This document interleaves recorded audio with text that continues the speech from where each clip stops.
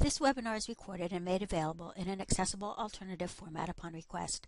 If you require captioning, transcription, or other communication services to access this webinar, please contact Disability Resource Center at drc@snhu.edu or 877-591-4723. Select option 4. The purpose of this video is to show you how the mylab assignments relate to the final project that's due for our ACC 201 course. Let's take a look at the last problem you did for your Module 1 mylab homework. This is a sample from problem 4. The numbers change for each person, so don't be alarmed if the numbers in your homework don't match what you see here. This problem had several requirements, from journalizing transactions through the preparation of financial statements. These are similar to the requirements in the project. In this problem, you're given transactions for the month of December.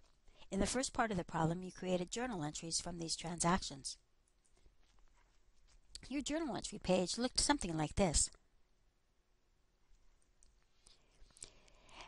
Now let's go to the final project files and see how what you did in the mylab problem is similar to what you'll do in the final project. Take a look at the files titled Accounting Cycle Workbook Instructions and Accounting Cycle Workbook. When you open the instruction file, you're given an overview of the project. On the next page, you're given transactions for the month of July. Note that these transactions are similar to the transactions you were given in your mylab assignment. Next, open the workbook file. On the July tab, you'll see a page on which to do your journal entries. These will be similar to the journal entries you did in the mylab project. So let's open the workbook and use it to complete the mylab problem. We'll put the transaction details next to the journal entry ledger. Let's take a look at the first two transactions on December 2nd. In our first one, stockholders contributed $25,000 in exchange for common stock. Just as we did in the mylab, we debit cash because we're getting cash into the company, and we credit common stock because we issued common stock. On 12/2, rent was paid for $450. We debit rent expense to increase the expense account and credit cash to record the decrease in cash. Now, note what you did in mylab on the right and how those same journal entries look in Excel on the left. See, you may not have used Excel when you did your mylab work, but you did the exact same journal entries. Now we'll record our 12/3 and 12/4 transactions. On 12/3, we pay cash to buy a computer.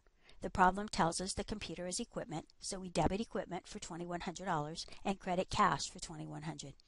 Here we're increasing equipment, which is why we debit, and we're decreasing cash, which is why we credit. On 12/4, we purchased office furniture on account. You remember that on account means we did not pay cash, we charged it. So our entry is a debit to the office furniture account and a credit to accounts payable.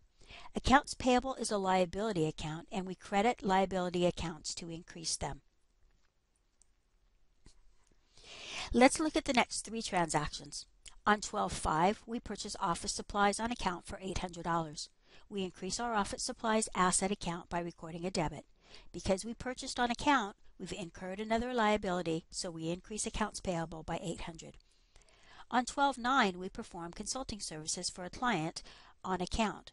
We've earned the revenue because we performed the consulting, so we increase our revenues by crediting the account for $1,800.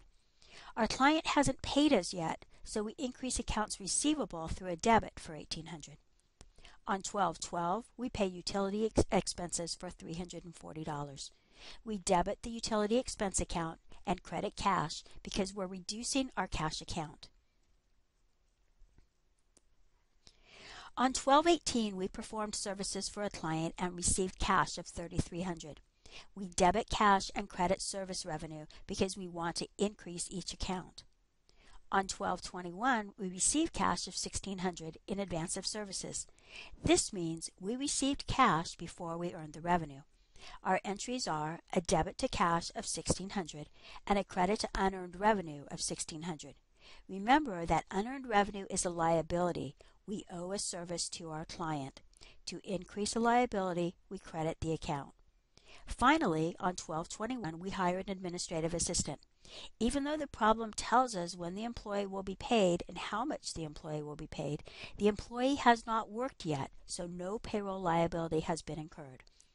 On the day we hire the employee, we have no entry. Now let's finish our December transactions. On 12/26, we paid $300 on account. Remember back on the 4th and the 5th when we purchased furniture and supplies on account? Now we're paying some of that.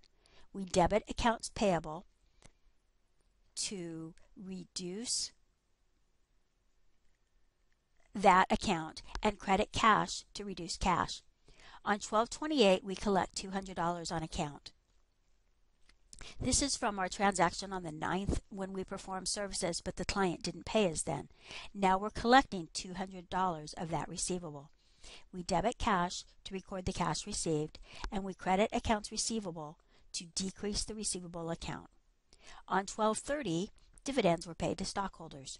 We debit the dividends account and credit the cash account to reflect the reduction in cash. We're at the end of requirement 1, journalizing the transactions. This is a good time to review some very important rules. Each transaction must have a debit and a credit. The debits and credits must balance. For example, if we have $300 in debits, we must have $300 in credits. Think about the accounts we're increasing and decreasing and whether we use a debit or a credit to increase an account. Exhibit 2-5 on page 72 of the text will help you remember when to debit an account and when to credit. Come back for our next video where we take our journal entries and transfer them to T accounts, prepare our trial balance, and financial statements. Thank you for watching this video.